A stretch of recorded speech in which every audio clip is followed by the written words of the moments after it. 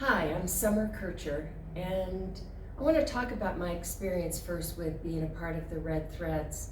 I was in the initial show 5 years ago, and two of the women are very dear friends of mine, and that was part of what started it. But as we started meeting and came up with our mission statement about that community and celebrating and creativity, and we became a close-knit group that really wanted to explore our own artistic capabilities and also wanted to share the profits with the Never Alone Foundation, because Catherine sharing the personal story of great loss for this man and for the adoption agency.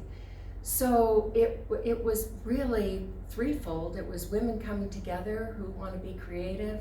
It was building our own sense of community and friendships. And the third element was being able to give of ourselves for this great organization.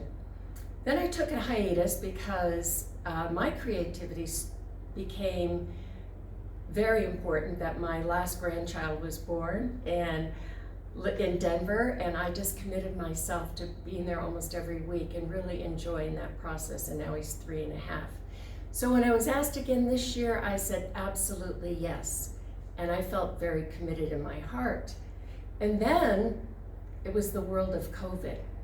And that was really important because it shaped a lot about my creative process and the comfort level I felt with expressing myself, because I had a lot of different things in my family and that in my health that just kind of hit me sideways a bit. So I had to step back and really look at what I had been doing and thinking about what I wanted to create. And I did a lot of collages. I'm a self-taught artist. I've always been creative. I was a weaver once. I've done a lot with photography. And then I wanted to really move more into putting things on paper and canvas. So the first show was all collages. Now I've been, in the last years, experimenting more with abstract landscapes and really testing more of a ground with abstraction that with paint I find more challenging than with collage.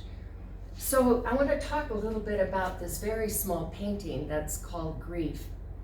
As I worked on that, I decided I wanted to keep it quite loose. I wanted to have a sense of the interpretation and the expression. So my brother asked, had I used gouache, and I said no, I used the quinacridine colors that are kind of semi-transparent to give that feeling of a body hunched over.